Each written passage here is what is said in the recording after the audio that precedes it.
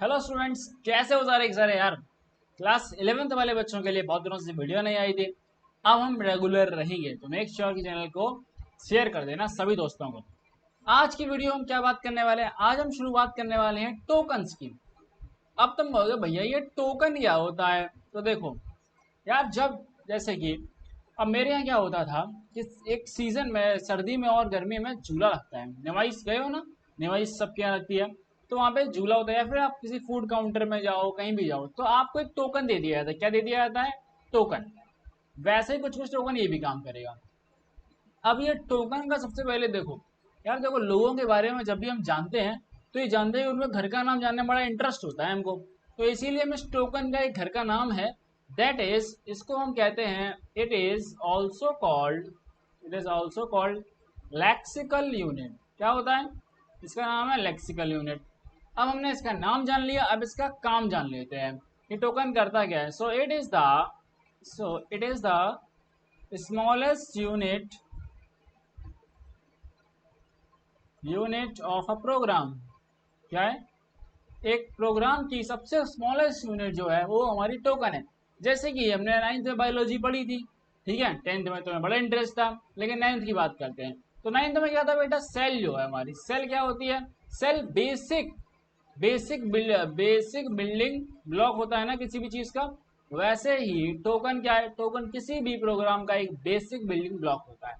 यानी एक प्रोग्राम में जो भी कुछ लिखा रहेगा वो क्या है? एक टोकन ही है। बात समझ में आई? भैया आ गई, चलो। इसी बात पे देखो, तुम लोगों ने पिछली वीडियो का होमवर्क नहीं किया था। तो पिछली वीडियो का होमवर्क क्या था कि वी का एसटी कोड बताओ, किसी ने नहीं बताया यार। चलो, अब बात करते हैं सबसे पहले हम कीवर्ड्स के बारे में। किस चीज के बारे में बात करेंगे? कीवर्ड्स के बारे में। अब देखो, दो ही कुछ ही टॉपिक्स हैं जो तुम्हें ध्यान से समझने हैं। अगर तुमने ये टॉपिक समझ गए तो एकदम आगे तुम्हारा काम बढ़िया हो जाएगा। अब देखो कीवर्ड्स क्या होते हैं भैया। कीवर्ड्स क्या होते हैं, देखो कीवर्ड्स में क्या है, की प्लस वर्ड्स। वाओ, क्या ये क्या बात कर दी है। तो देखो यार, हम हमारे दिमाग में जो चीज़ आपके दिमाग में भी स्ट्राइक करेंगी वही मैं आपको बताऊंगा। तो अब कीवर्ड से आपको क्या समझ में आता है? देखो, की जो है वो हर ताले की क्या होती है? यूनिक होती है, ठीक है। हर ताले की यूनिक चाबी होती है ना। तो हमें इसका मतलब समझ में आया है, यूनिक प्लस वर्ड्स। अच्छा, चलो, मतलब कि ये कुछ यूनिक वर्ड है। अब जब मैं इसकी डेफिनेशन बताऊंगा तो आपको सारा खेल समझ में आ जाएगा। What are keywords? Keywords these are the keywords आपके ऐसे वर्ड्स होते हैं, these are the words which are reserved for specific purpose, which are reserved for specific purpose. अगर आप वीडियोस देख रहे हैं तो मेक श्योर कि आप नोट्स भी बनाइए अपने हाथों से, थोड़ा सा कष्ट दीजिए। ऐसा ना करिए कि आप सुन के चल दिए। For specific purpose. अब बात क्या है, देखो जैसे कि ये तुम है ना, और ये तुम्हारा परम मित्र। अब तुम और तुम्हारा परम मित्र अपने घर वालों के सामने होते हो, ठीक है। तो तुम अलग वर्ड्स का इस्तेमाल करते हो, है ना।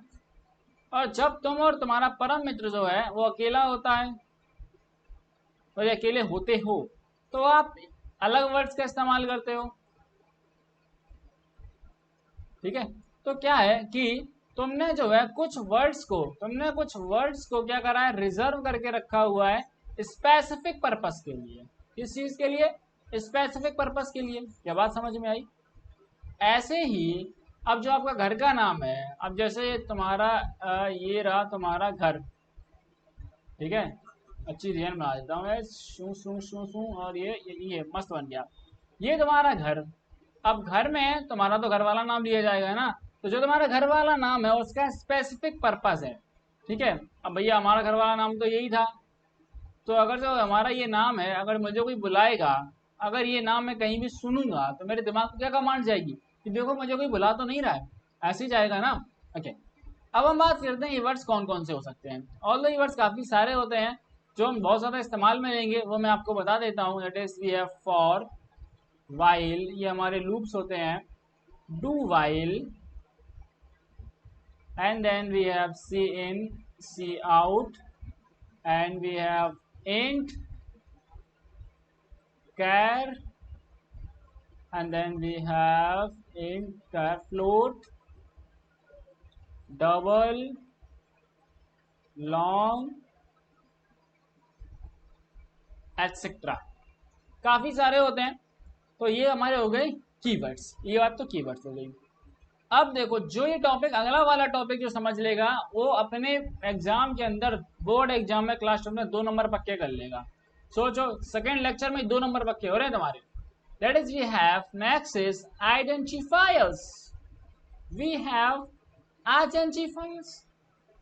अब ये आइडेंटिफायर क्या होता है, तो देखो आपके प्रोग्राम में, आपके प्रोग्राम में जब भी आप किसी भी पार्ट को, किसी भी प्रोग्राम के पार्ट को एक प्रोग्रामर, अभी हम देखो एज अ प्रोग्रामर पढ़ रहे हैं, ठीक है, एज अ प्रोग्रामर हम कोई भी नाम देंगे, क्या देंगे, हम कोई भी अगर नामकरण करेंगे तो उस नामकरण के कुछ रूल्स होंगे, क्या होंगे, कुछ रूल्स होंगे, ठीक है।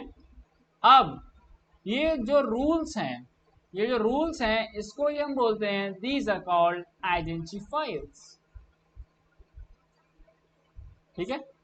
तो अब मैं इसकी डेफिनेशन क्या लिख सकता हूं, we can call it as the rules for naming objects in programming language is called identifiers, is called identifiers, okay. आप तुमको भैया रूल, तो भैया पहले रूल बताओ, अब इसके बाद ही हम मानेंगे। तो सुनो बेटा ध्यान से समझ लो, रूल्स बहुत ज़्यादा हैं, बहुत ज़्यादा नहीं है, सिर्फ 5 रूल तुम्हें ध्यान रखने हैं और रूल्स बहुत ज़्यादा इंटरेस्टिंग भी है, ठीक है। First rule is that is you cannot use keywords, you cannot use keywords। अब भैया ये नियम क्यों बना दिया गया, ये नियम इसलिए बनाया गया क्योंकि कीवर्ड्स जो हैं वो एक स्पेसिफिक पर्पस के लिए उनका इस्तेमाल करते हैं। क्या बात समझ में आई, चलो भैया आगे।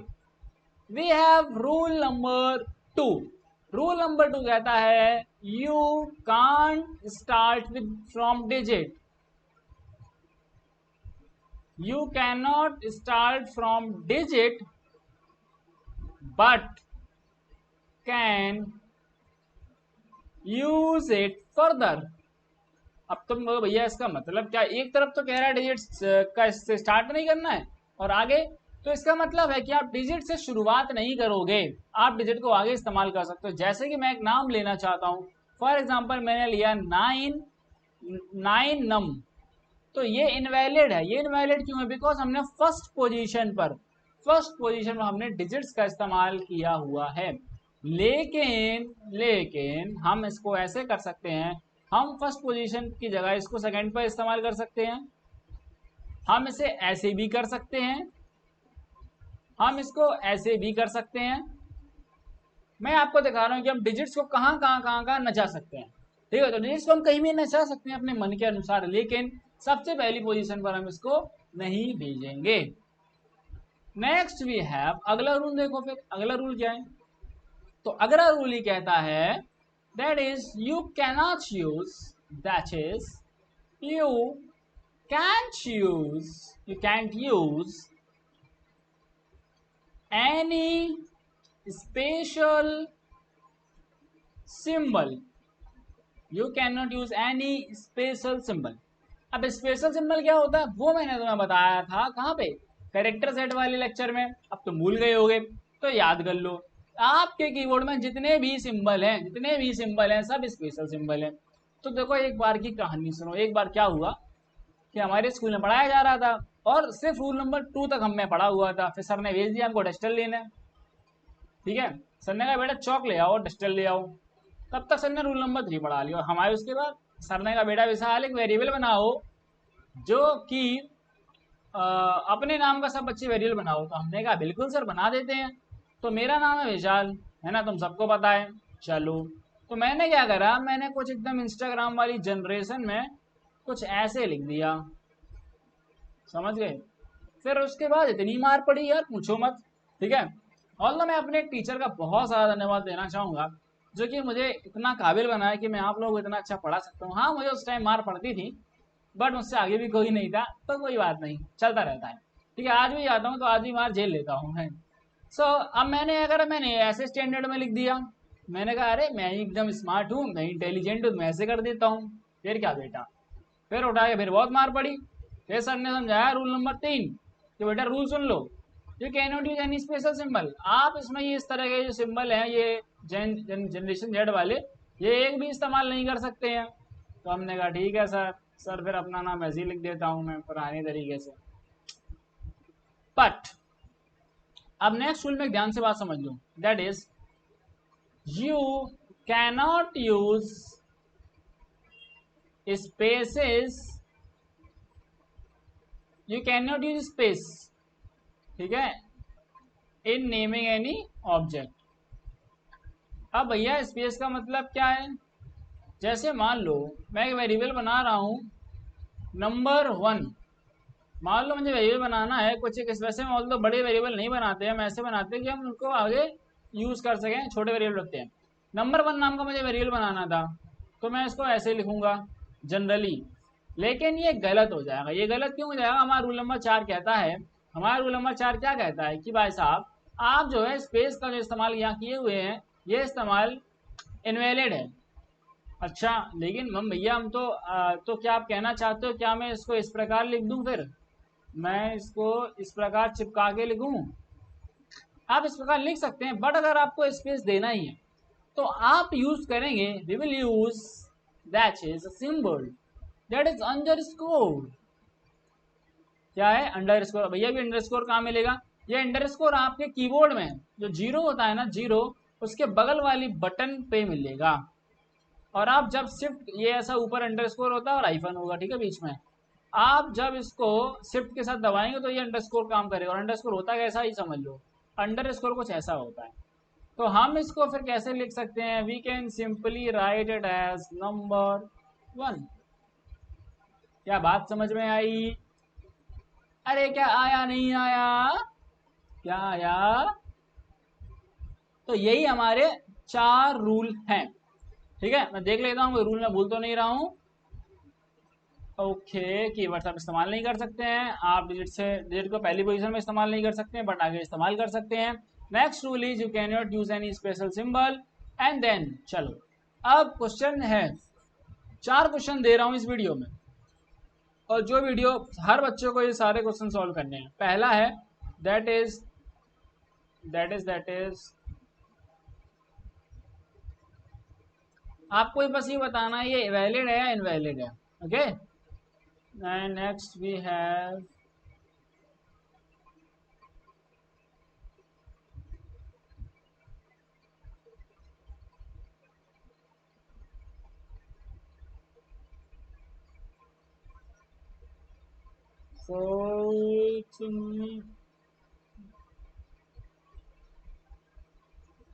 अगला सवाल ले लो।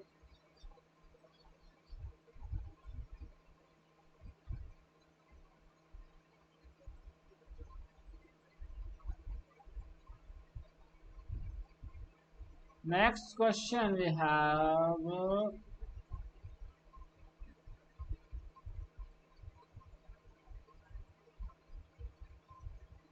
8th we have that is